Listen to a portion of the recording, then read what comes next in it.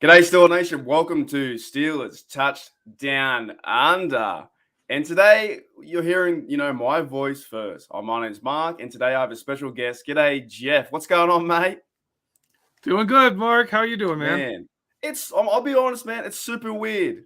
Matty couldn't come to the table today. He said to me yesterday, "Oh, I'm feeling a bit sick. I hope it gets better." And I was like, "Oh man, now I've got to lead the show and bring a guest in." I'm like, "Who do we bring in?" Our other Aussie, Jeff.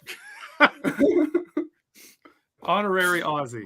Yeah, well, we've done the show a few times, and today, we won't be doing, we're not doing slinging the slang at the moment. We're just kind of talking about our Steelers. But I find this stuff really funny, man. Like I don't know about you. Are we in this really quiet time that not much is happening? Like we're waiting for the free agency to happen, right? And it feels kind of strange. Doesn't that feel weird? Yeah. Oh, yeah. This time of year is weird, but also, like I was telling Dave on one of our earlier conversations, Dave Schofield, I actually really like this part of the season because it's right after the games end, and I get to kind of start digging into stuff that I've wanted to dig into all year in film. So I like this time of year. It's going to get old soon, but I like this little break. I know most people don't, but for me, for how I do like my film rooms and stuff, I like this. This is a fun time because I get to dig into some stuff that I usually don't get to look at. Yeah, no, I hear you on that point too, but it's kind of like there is, and we're in this world now too with the media and stuff we do here on Behind the Steel Curtain, and the kind of idea is it's a chance to over speculate everything, right? The other day, was it Rogers wrote a weird text, and apparently he was out of Green Bay. Kyler Murray, deleted all his socials, and then next minute he was gone from the Cardinals. Now we haven't had too much of that with the Steelers. We've had a few things with the offensive, line coach and defensive coach and Brian Flores coming in, but it's a big chance to over speculate. And one of the hot topics, and we won't get into it today, we might throughout the show, but who's our QB, right? And you can name all around Steeler Nation and still worldwide. There are about 10 to 12 options that people think for QB. Just quickly, who do you think that might be our QB right now? If you say who's going to start? Yeah, this is what I'm saying. Odds on fit. So we're doing Vegas odds here. Who's our favorite to start week 1? Yeah, 2022. I'm gonna go Mason Rudolph. I agree with you. Yeah. What is your theory? I've got my theory on it. And I've got my theory even on my solo channel I do with Steel Nation Australia. Just me talking. But what is your theory on that? Because I've got a theory. Okay, I think they're gonna bring in a veteran. But I also know Mason Rudolph isn't the slowest person. He's not like mudfoot, you know what I'm saying? He's not running in mud. He can move.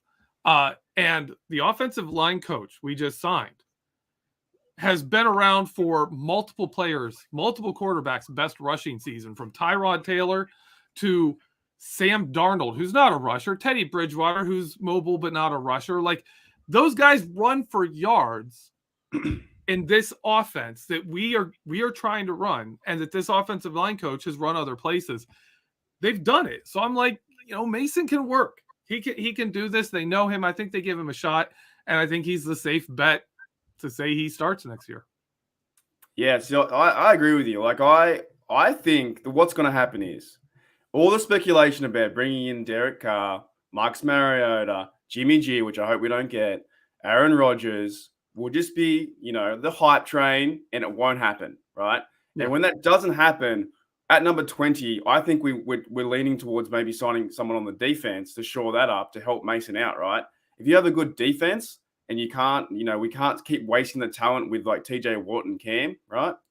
Then you can shore that up. Then it doesn't really matter who you have a quarterback. They have a guy who they trust, who they did draft with Mason.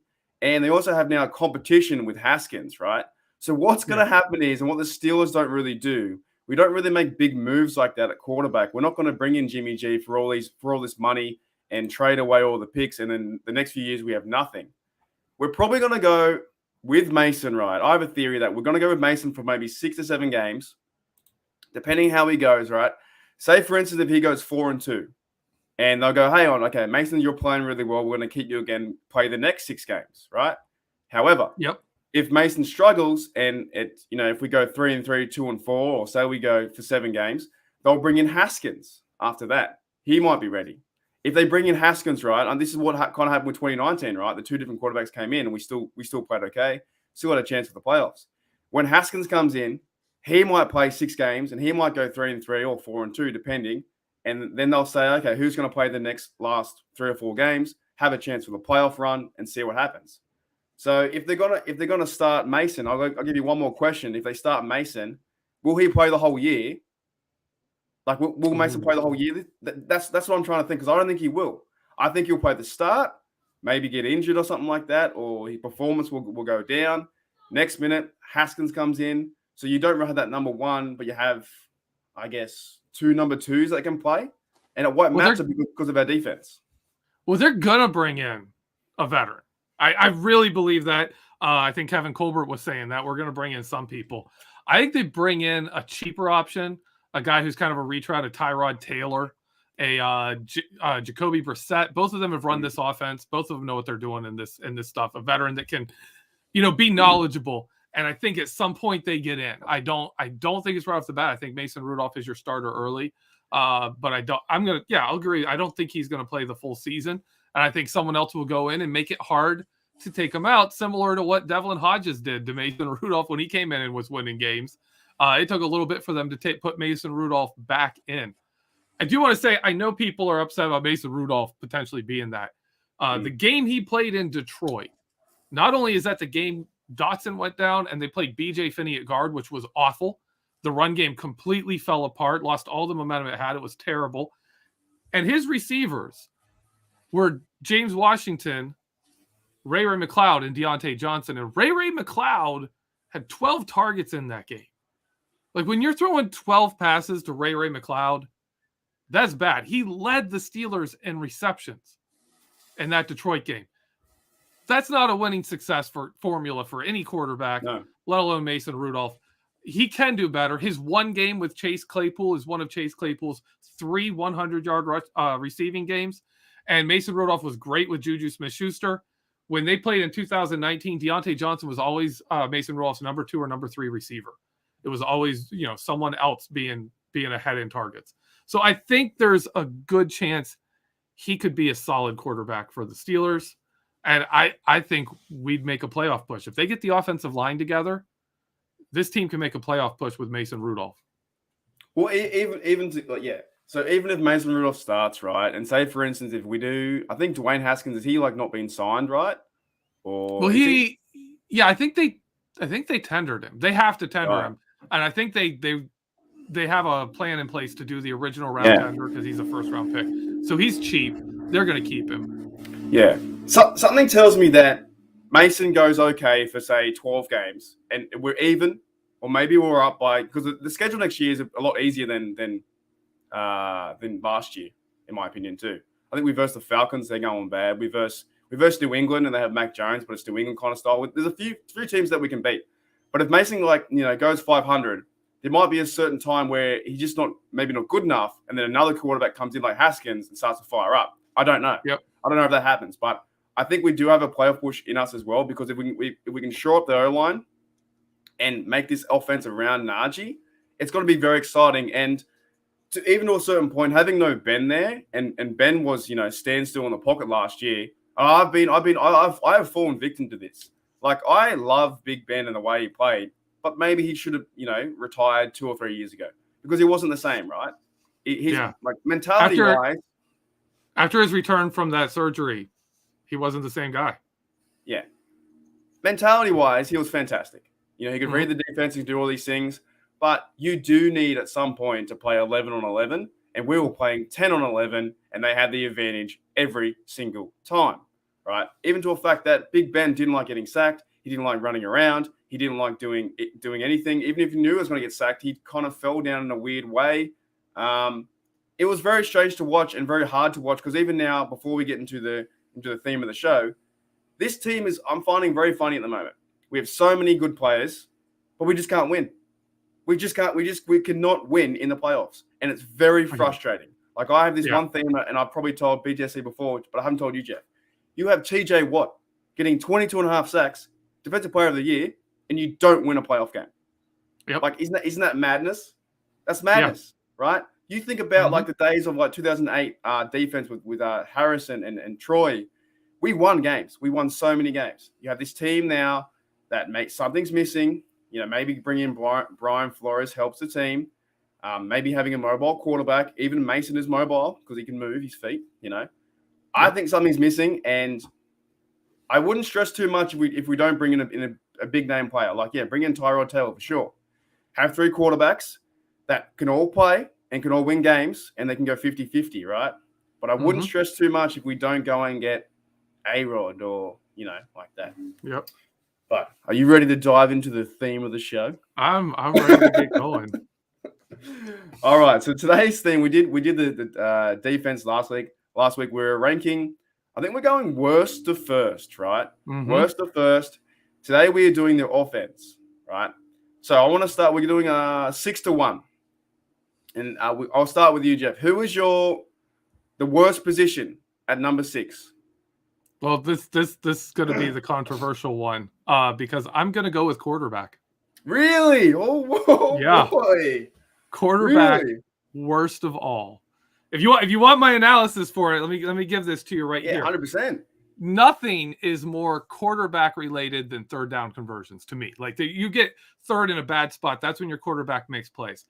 Ben Roethlisberger was second in the NFL for the most third down passes that were the yards to go was 6 yards or more. So 3rd and 6, 3rd and 7, or more than that.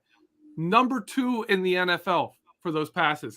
He converted 25.2% of them for first downs.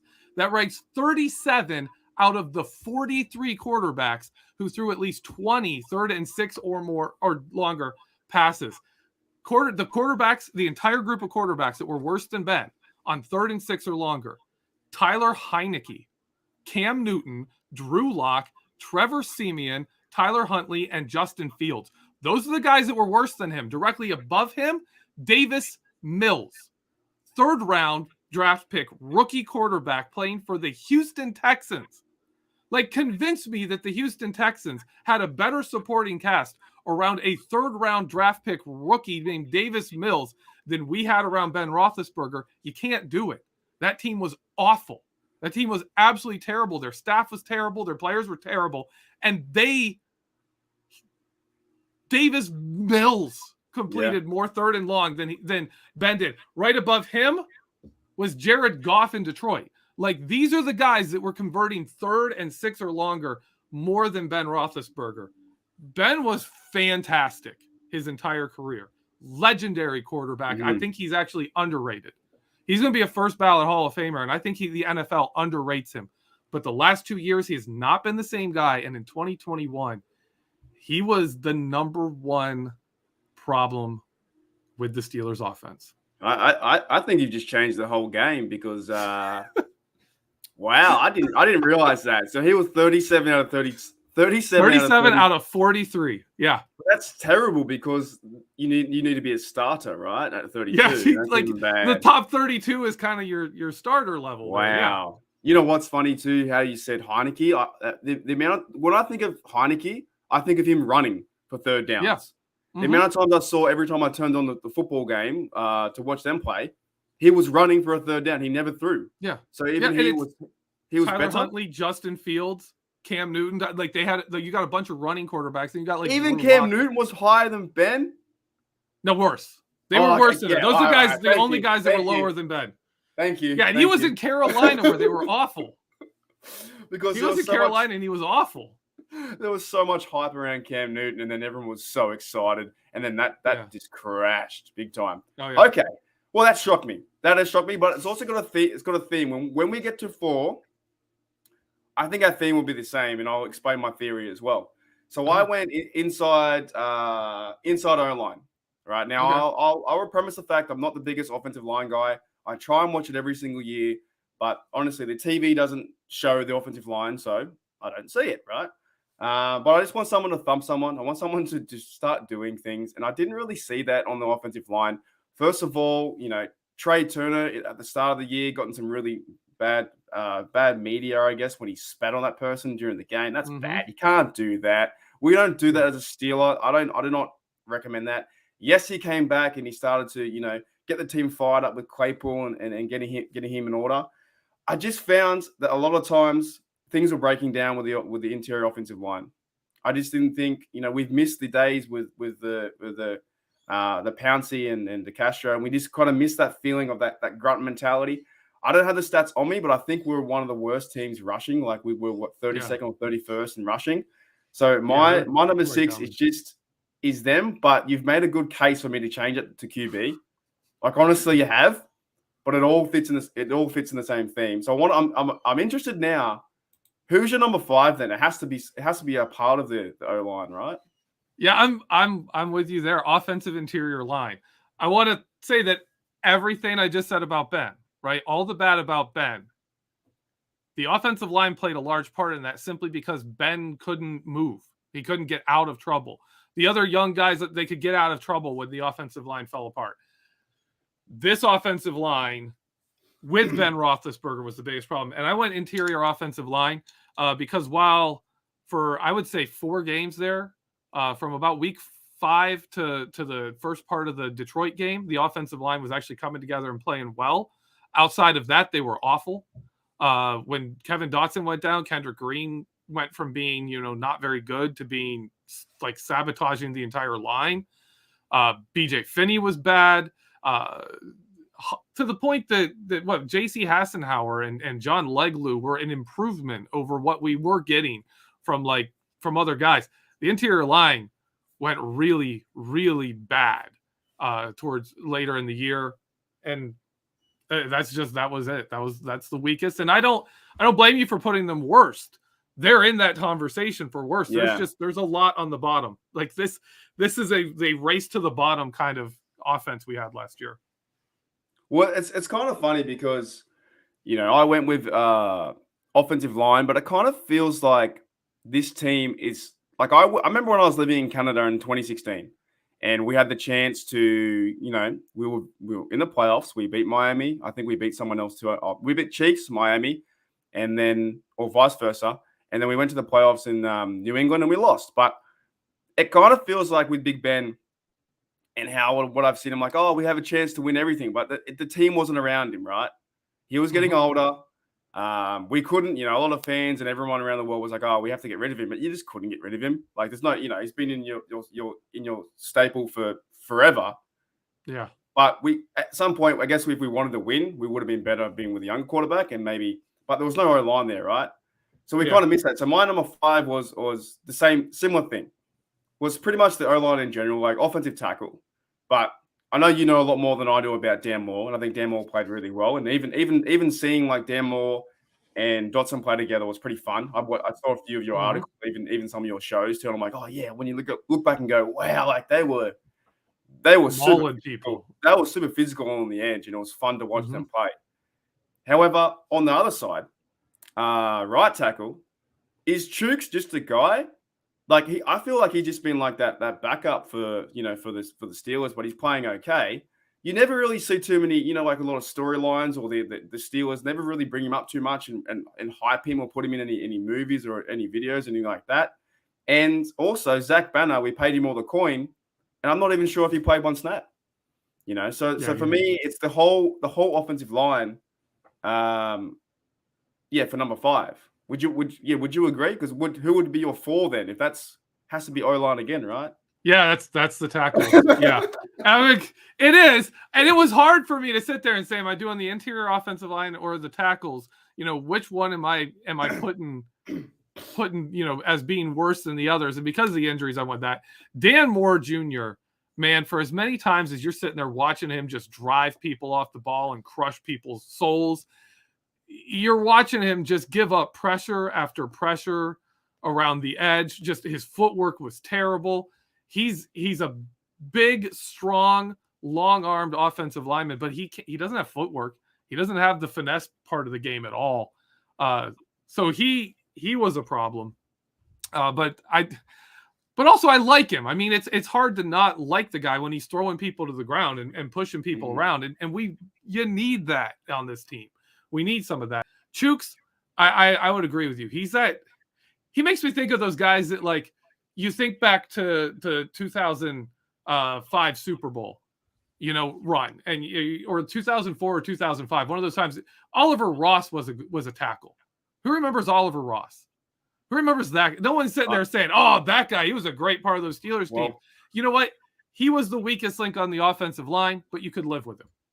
Chukwuma Okorafor, that's where I rank him. He's either a really, really good backup to have, or he's one of those guys that you can start him, and if the rest of the line is really good, you can live with him being the worst offensive lineman. So Chooks is in that category to me. He's solid. He's not great. For some reason, he always does well against Myles Garrett. That's never made sense to me, but whenever he faces Myles Garrett, he does great against him.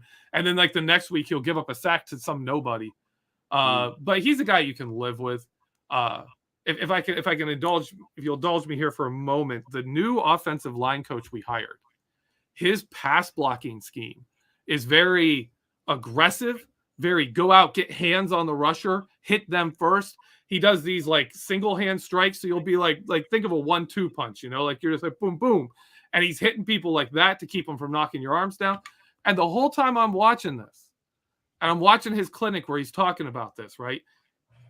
It strikes me that what you want is big, long-armed, strong guys who aren't good with their feet to run this kind of offense. And that's what he likes. He talked about it. He likes really big, long-armed, strong offensive tackles. And I'm like Dan Moore.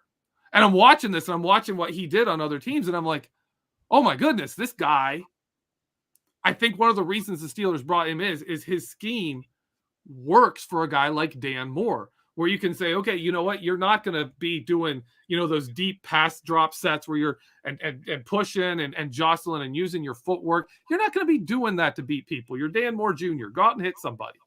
Go out and just smack them right in the chest. That's what this guy wants to do. And it works. When he was in LA, the Chargers, the Steelers in their 2 games against LA only got 3 sacks. In those seasons, the Steelers averaged more than 3 sacks a game. And they got 3 sacks in those 2 games combined. TJ Watt only got 1. And in those games, he was visibly frustrated and like pushing and fighting with offensive tackles because they were disrupting everything he does. So I like the offensive line coach we brought in, but especially with the idea that he could really do great things for Dan Moore Jr. Yeah, I think even like a fresh face too will improve this offensive line 100%. I think we're going through a really funny time. Like we're transitional period. I don't really believe in the rebuild years because I don't think the Steelers will ever do that. And even to a fact, if we do rebuild, we're in trouble. I think because you look at like the Jags, the Jets, and teams like that, they've been rebuilding for forever. you know? Like when does the rebuild stop? How big do you want your house? You know what I'm saying? Yeah. Teams that like to rebuild, you get like 15 years of crap, and then like Jacksonville had that one stretch of a few years where they were good. Yeah, and then it was over. That's it. That's all you got. Welcome to being a Jags fan. Now you got Trevor Lawrence. He's a first-round pick, and guess what? The team still sucks. Like that's what you exactly get. Right. Yeah, what do they and the do? Bengals, even the Bengals do the same thing. Right now, they got great hope because they got Joe Burrow, but how long is that going to last? How long is Burrow and Chase going to last? This is it. And if you don't get it now, who knows if you're going to be able to win a Super Bowl? Here's a midway transition brought to you by the Bengals suck. How happy were you? I know I was happy. I think about it every day. How happy were you when they lost the Super Bowl? Oh, I got so mad because everyone around Pittsburgh was like, "Oh yeah, it'd be nice if the Bengals won," and I was like, "You're joking." I wanted to slap people. I was like, "Come here, bring your face here. Let me slap you." What is wrong with you? How can you root for the Bengals? Like I love that Super Bowl. I was like watching. I'm like, come on, like hit him, like go hit Joe Burrow, take him out, like just smack him in the face. I don't care. Bengals cannot win this game. And when they lost, I loved it. It was like a few tears down from Steelers winning the Super Bowl, definitely. But it was a nice moment. It was a consolation prize. At least the Bengals didn't win. Well, exactly. And it was great. It was great. Well, I love the Bengals loss. And I thought about you, Mark. Oh, my. That night, I thought, how good is Marky Well, how good is Mark feeling right now? I hate him so much. Like, I just hate him. Anyways, like if I was over there talking to, the American guys and girls over there and they said, oh, we're cheering for the Bengals, I'd say, come closer. Come closer. And I'll give you a stone cold stunner. I'll be like, mate, there's no way you're cheering for the Bengals. Are you joking? Yeah. Like, yeah. I've thought about this before. Did you know that in your division or in our division that all three teams can go 2-15? Did you know that? Yeah. Mm-hmm. Yeah. I wish for that every single year. I don't want the Bengals to win the Super Bowl. Like, and then they go 1-2. No, they're 0-3. They're terrible. They stink. And you bring up a good point, though. This could have been a magical year for them, and maybe next year they might fall yet again. Yeah. We don't know. We don't know what's going to happen. Yes, they have a young, angry side, have a young, angry defense, and they need to shore up the O-line. But I was so happy they lost because another year they're 0-3. And I'll be honest, I would probably rather never win a Super Bowl and rather see them lose all the time because that'd be funny to me. And it's not funny for the funny fans that, there's an Australian Bengals fan that has never seen any success. Like I have seen a lot of success with our Steelers, but it's not good for that fan, but it's funny for the organization to keep failing and failing. And yeah, I was almost in tears. I was like, this feels good. This feels right, because I wouldn't know. And the Bengals would never let it up. Right? Yeah. We'd say, we have 6, and they'd say, well, we got the last one. And then they'd be Houday Nation. And like, I just couldn't handle it. There's already enough crazy stuff in the world. I couldn't handle the Bengals winning in 2022. It would really hurt my heart. All right. That was a good segue, good transition to the Bengals Suck. That was brought to you by the Bengals Suck. Okay. I think we're on 4. I think we're on 4. No, we still need your number 3. I did my offensive line. We're 2 and 3. Or, we're, I did quarterback, interior line, exterior line. Now we need your third. Fourth. My number 4. Okay. I can't count backwards, man. I can't do it. Yeah, it's weird, isn't it? Okay. So my 4th worst, best now, 4th best, I guess we'll do that. I went QB, right? I went QB. Now, look, I think we talked a lot about QB, but I kind of want to say this with what is happening. It's kind of weird that the 3 worst ones were offensive line and QB, and the star players, receiver, tight end, and I've given one away, and running back, I've given one away. But the other 3 ones are our top 3, right? Isn't that strange? It normally should be, to be a successful team, to have QB number 1, build the O-line, and start to build that way, right? So our struggles and how you put down QB and the offensive line, that's a bit worrisome, right? Yeah. Is that not? Yeah. Like those are our worst positions. If you think of the best teams in the NFL, it's quarterback and offensive line are leading the way. That's how you do it. That's how you win Super Bowls. You can get away with receivers being the 5th or 6th or 7th on your team, right? Depending how good your quarterback is, and offensive line, being physical. We're almost opposite this year. We had star players, couldn't really, 32nd best in the league running, couldn't really do anything. When I went through the list, I was doing the list last night. I was like, wow. I was like, I was choosing the best one first, and then the worst. I was like, oh no. I was like really seeing the disconnect there. Who would be your 3rd then, coming into the best? Get the best of the best. The best 3. Okay. For my 3rd, I've got wide receiver. Yeah. 3rd is wide receiver. Do you want me to go into it? Okay.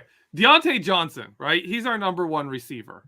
He's not a real number 1 receiver. Deontay Johnson is a really good number 2 receiver who happened to put up a lot of stats because he had a lot of volume. He was tied for 2nd most targets in the NFL. The only wide receiver, the only player in the NFL who a quarterback threw a ball to more times in 2021 than Deontay Johnson was Cooper Kupp. And Cooper Kupp clearly deserved it. Deontay Johnson posted a 63.3% catch rate. That ranks 137th among qualified receivers in the NFL. Anyone who's thrown passes to, if you got enough passes, you're on the list. You just had to have enough throw. 137th. 10.9 yards per reception. That ranks 78th. His yards per target, 6.9 yards per target, ranks 95th in the NFL. The next player, if you just go to like the leaderboard and you sort by the number of targets a player received, The next player on that list with worse than 63.3% catch rate and a lower than 10.9 yards per reception is Robbie Anderson from the Panthers. And they are actively trying to trade that guy. And they don't know if they're going to be able to get anything for him because he was that bad last season. No one's talking about, man, we need to lock him up long term. Everyone in there is like, yeah, we need to get this guy out of here because he's terrible. Deontay Johnson.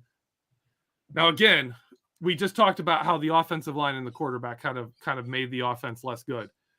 Deontay Johnson has a chance to show he's better than that next year, right? To show that this was me playing in an offense that was falling apart. He never played with 2018 Ben. He came a year late to the game to get, be in that kind of an offense. So we'll see, and then we have Chase Claypool, who we want to be that tall, fast, run down the sideline, catch touchdowns like Martavis Bryant, but he's not that dude.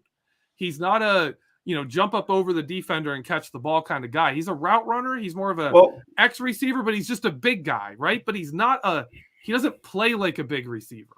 He can jump. Yeah, he can jump, but he jumps like he's like laying back. He's like, oh. He can't land. But he's not, he can jump, but he can't land. Yeah, yeah. Please. Yeah, he doesn't jump vertically. For people on the audio platform, we were just throwing ourselves around with stuff. The ridiculousness that you missed. I like Juju Smith-Schuster. I think he was really hurt by usage, which is one of the reasons I think Deontay Johnson could bounce back and be better in the future. I think Claypool could too. James Washington for me is done. I mean, when you lose your spot to Ray McLeod, when you play with Mason Rudolph, your college quarterback that you've set college records with, and he's throwing the ball to Ray McLeod because you're not open, you can't get open for a guy who knows how you run routes. Come on.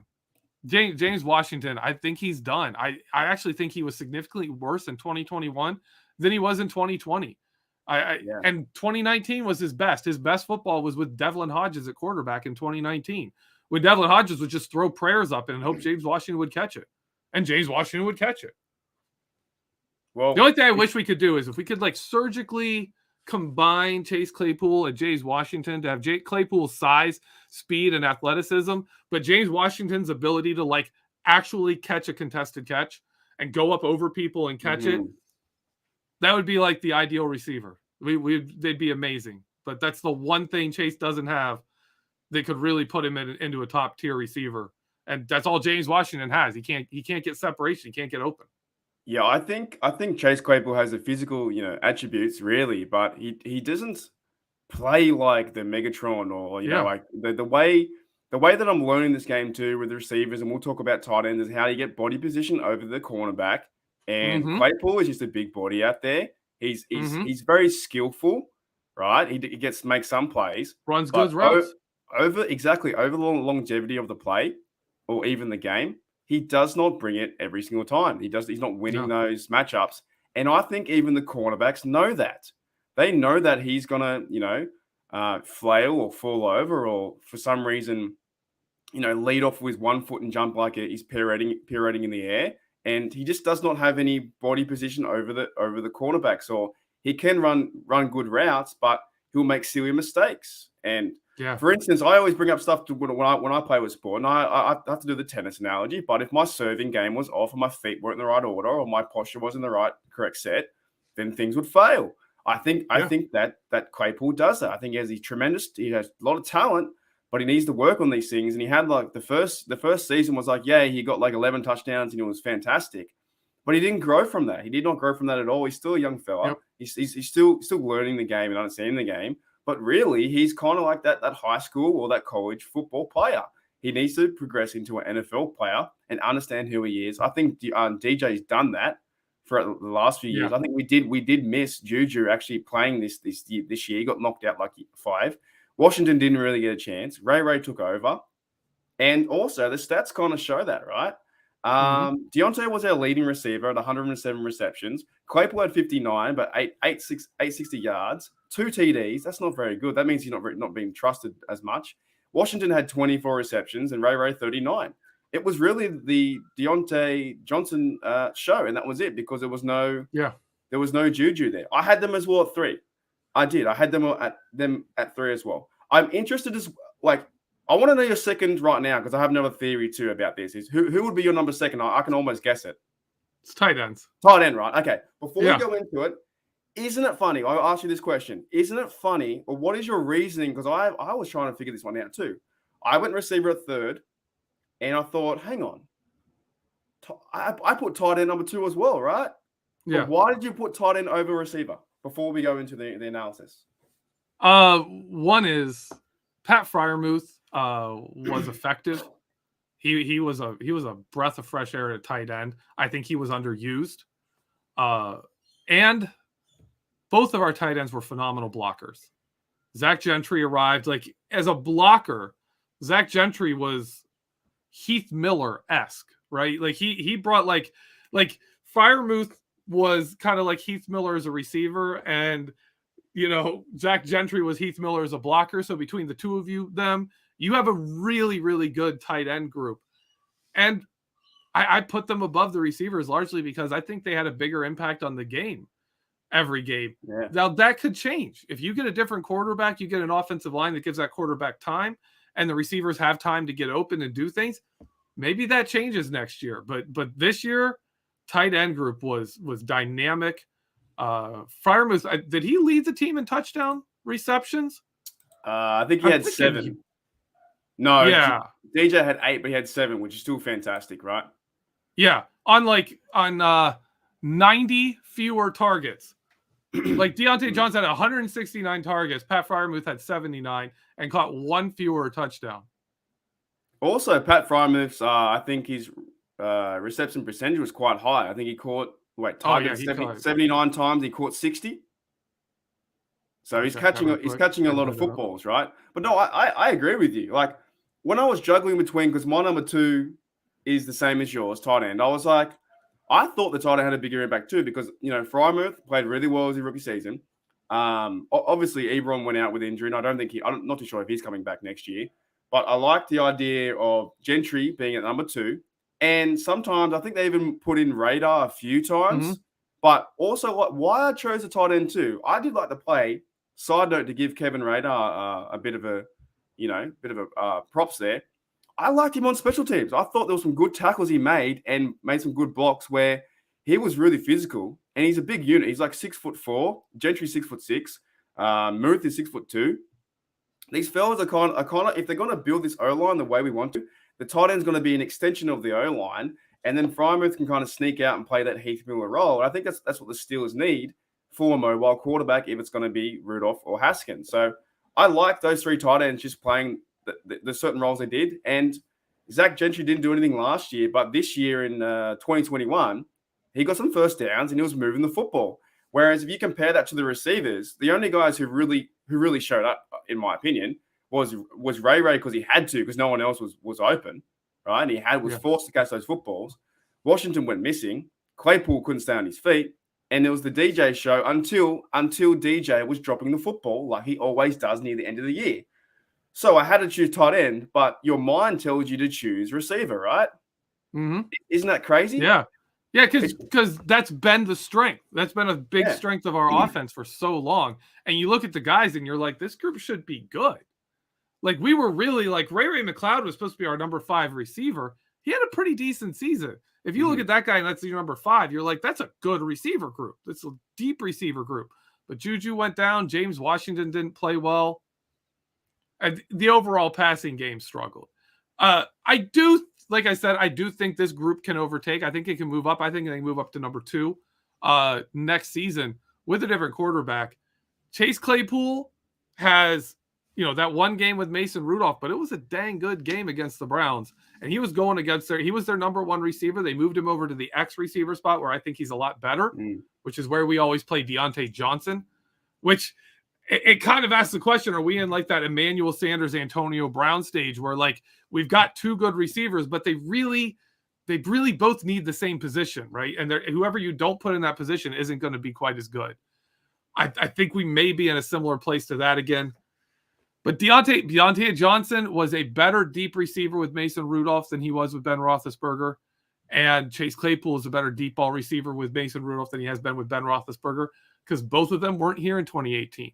They were here in 2019 when his arm was falling apart, and in 2020 and 2021 when his surgically repaired arm was not cutting it. So they definitely have a chance. Both those guys have a chance to really be something more than what they've shown us so far. But right now, I'm not that impressed with it.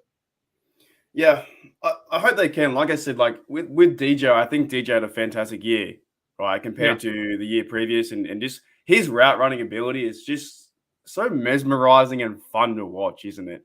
For the game of football, you're like, how did he do that? What? You know? Yep. It just he's all over the place. And I want to see Claypool succeed too, but I think it could be an age thing. It could be the NFL is completely different. You came in like with guns blazing, and now you get 2 TDs, and obviously there's a disconnect there between you and Ben because he wasn't feeding you the football, and Ben went to more of the tight ends. But I thought the way that was progressing with the countdown, you were going to put tight end there. That's because that was my hardest, like maybe not the hardest decision, but kind of like the funniest one. I was like, hang on. A few years ago, when Ben was lining up 5 wide, receiver would be number 1. During that 11-0 streak, all we did was pass to receivers really fast, quick, get out of the gun. Mm-hmm. Boom, there's Juju. Although, too, if Juju was on this team throughout 2021, that would be he could might have been second. It might have been second, or maybe even first, depending how we played, and might have freed up the running back. And we are down to the number 1. Yours is running back, right? Yeah, Naji Harris. I mean, he was everything on the Steelers offense. He was like, it was crazy to me doing film rooms talking about Naji Harris, and you're like watching it and you're like, wow, look at the difference when the offensive line only lets 1 defender into the backfield. Look how good Naji looks then.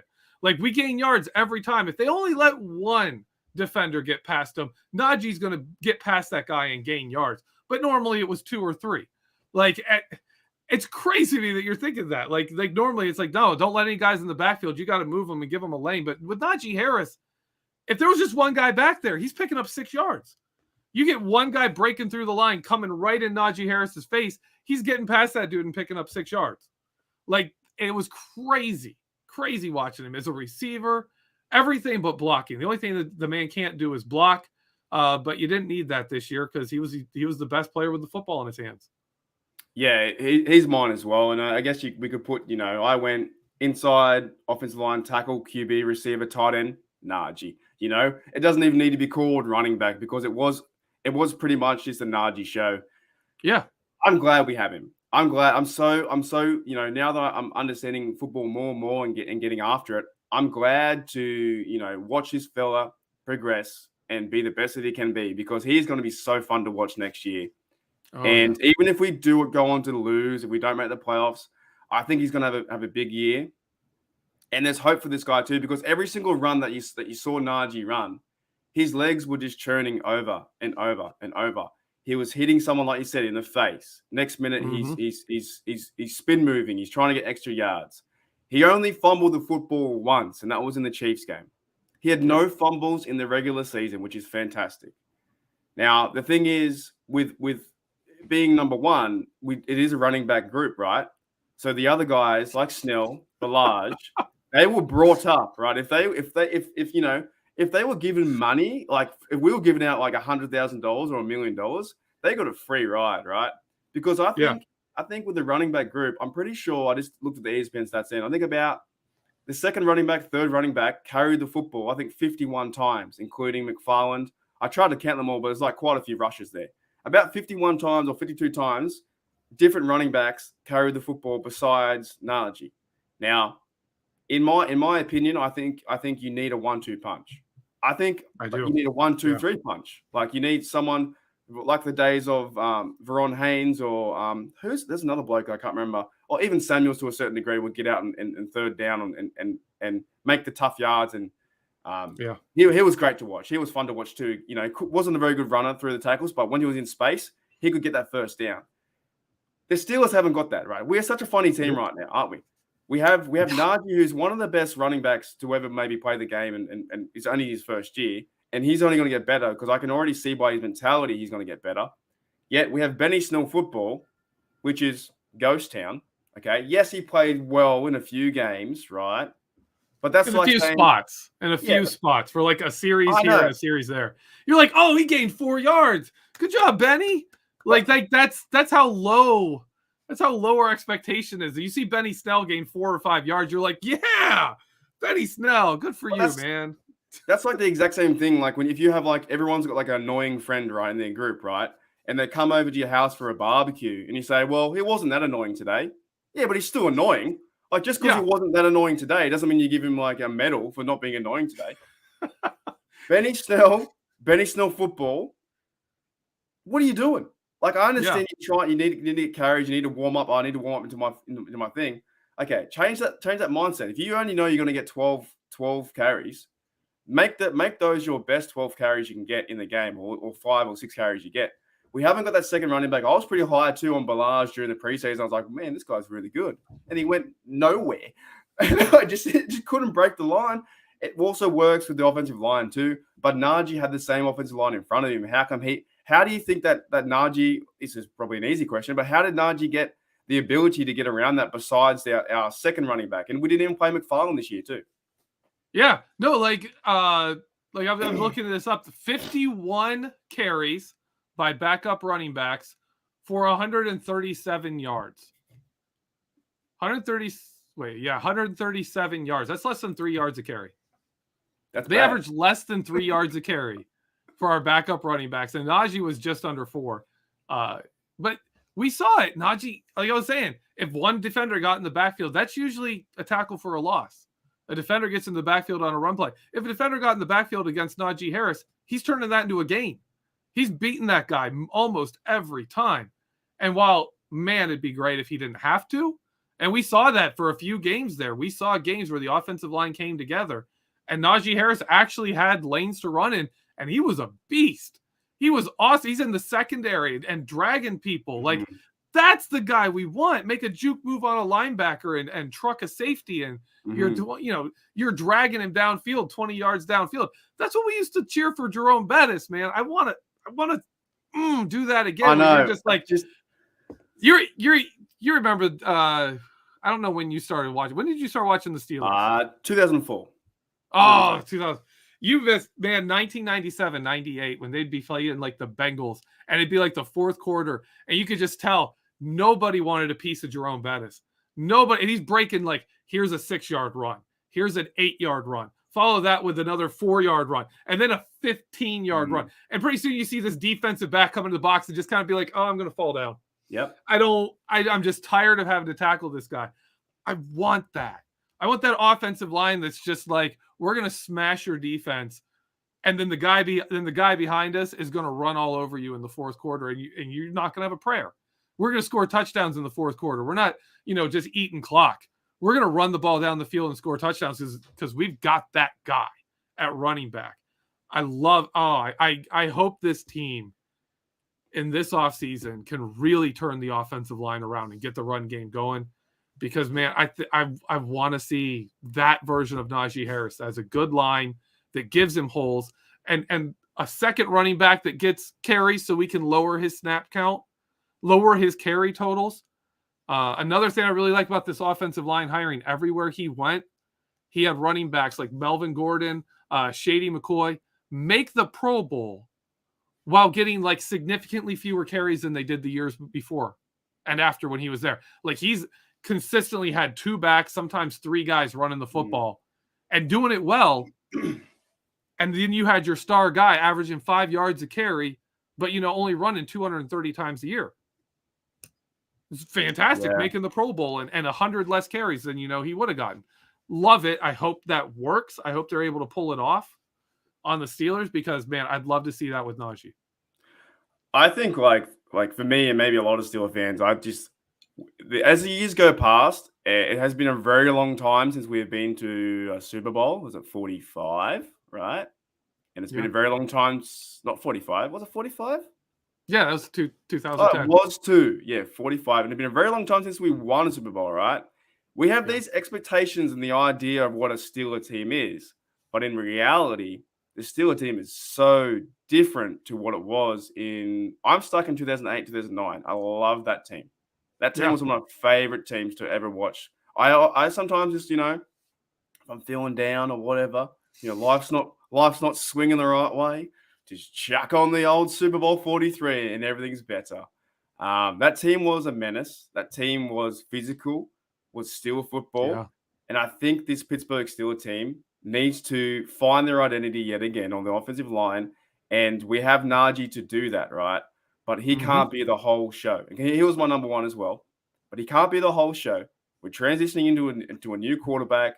Mason won't be the franchise guy. He might just be the bridge guy to someone else or whoever comes in.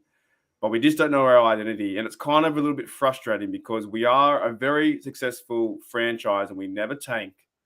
But I guess maybe our ceiling is always maybe just a wild card now, and that's maybe it. I don't know. But at the same time, like when you bring up the old days with Bettis running the football in the fourth quarter, and that's why even another reason why when I started to play Madden, I was like, who is that big fella just running down, over people? That is fun to me to watch. And we haven't watching last year in 2021 was one of the years that every single game was a heart attack game. If we were down by 15, 16 points or 17 or sometimes 21, otherwise, when we're up by 8 points, I think it was the Denver game, we let them back in, right? And it's always come down to, and I think part of it, right? I think I was talking to Maddie about this too. I think Big Ben liked the drama or kind of the mentality of like, I'll do my homework. Oh, it's due tomorrow, but I'll do it in 3 hours. And it will get done and I'll still get an A+, right? He was to me like, no matter what happened in the game, it came down to the last 5 minutes. I can still win it, right? Maybe I don't need to do that. But I think for, even looking back at some games in 2016, 2015, or even 2008, there are games that you walk past the TV and you go, oh, the Steelers are up, 41-10. That's all right. Good stuff.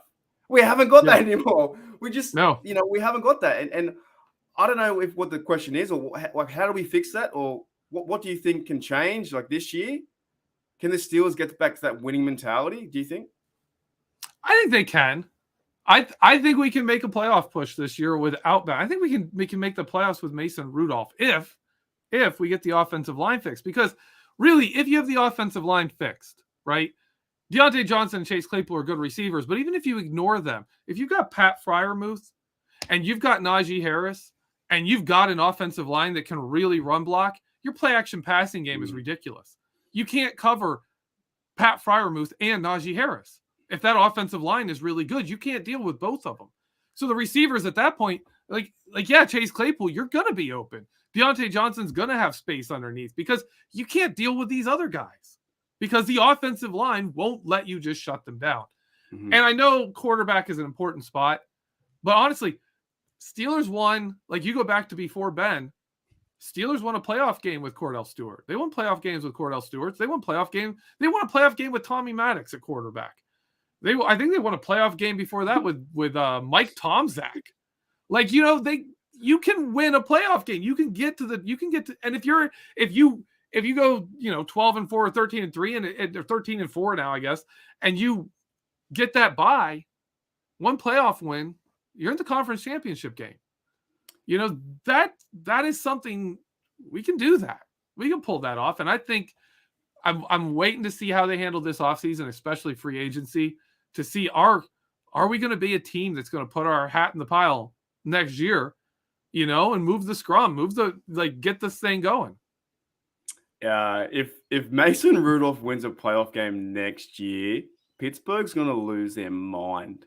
Yeah. Happiness and shock and no, he's never going to win a game. And if he wins a playoff game next year, at home and zings out 3 TDs, rushes one, and catches a TD from the Philly special from Naji, just has an MVP game.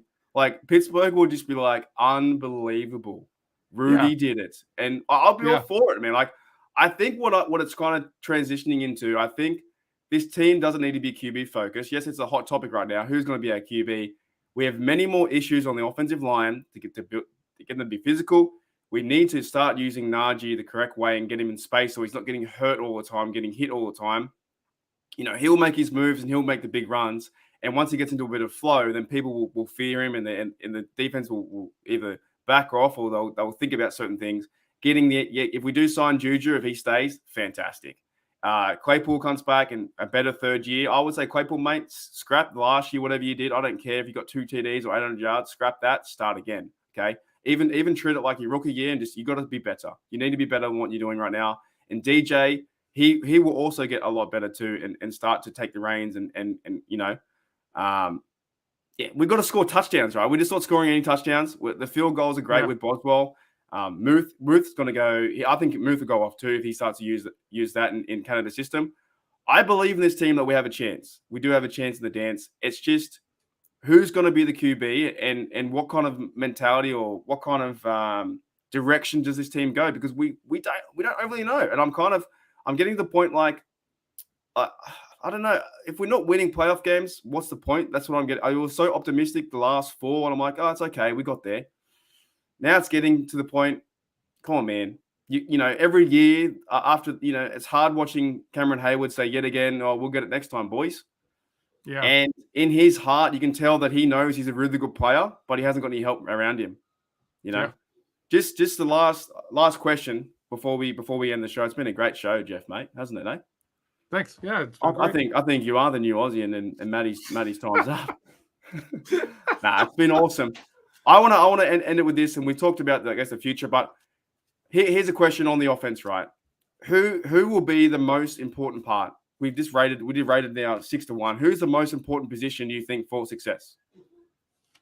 For us to improve, or the guys we already have? To win. Okay, which position is the most important overall? Yes. Is the offensive line. Right, it's the offensive line. Right. And partly because it's 5 guys, right? There's 5 of them. Yeah. If you got 5 good players, it's better than having 1 good player. So yeah, I'm gonna go offensive line. Number 1. Okay. That's where we need a ton of work.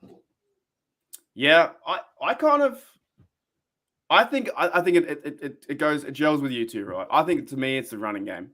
I think it's very crazy and despicable that we are 32nd or 30th in the league running. Yeah. Naji will go off. We need help at the second running back. And it all comes down to the offensive line and the running game.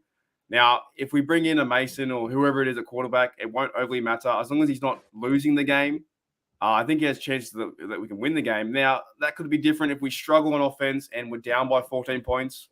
Yeah, we could easily go. We could easily lose every single game, right? But I think if we can run this football and make the defense scare us that we have a running game and we won't be messed with. We have physical. If Green's back at center, he gets better. If we draft an offensive line guy, I don't know the draft guys, but if we draft someone who's physical and we need to be that, the bad talks about the USFL Pittsburgh Maulers. We need to be a mauling kind of team, right? And I think we are missing that in the last few years. That it comes down to 3rd and 12, and you're like, how? Like, where are my Steelers gone? Where am I? We show up, we beat the Ravens like twice, 4 times in a row now. We've beaten the Browns, but we can't go out and beat the Raiders at home. We can't, we just lose to the Packers. There are certain things that are missing, and it's the running game. It's building on those possessions. It's not getting thumped all the time. It's not getting sacked all the time. I don't know. It just something needs to change. Any final thoughts before we end the show, Jeff, mate? No, and just good show. Short and sweet. All right. Thanks, guys. That was fun, man. That was super, super fun. It's always interesting to, like, I guess, maybe me and Matty take time out here and there because we bring on like an American guest, right? And we have completely different ideas. It's like your time's what are you, 7 p.m. or something right now? Yeah, 5:40. Yeah, it still trips me out. All right, guys. I hope everyone enjoyed Steelers touchdown under. Super fun. Look, basically, this team will get better, and no matter who the quarterback is, I think we need to rally around the run game and the offensive line and the defense. I've been stressed. I was stressed all year. 22.5 sacks for TJ Watt, and we can't win a playoff game. Thanks, guys. Thanks for checking out Steelers touchdown under. We'll see you guys later. Thanks.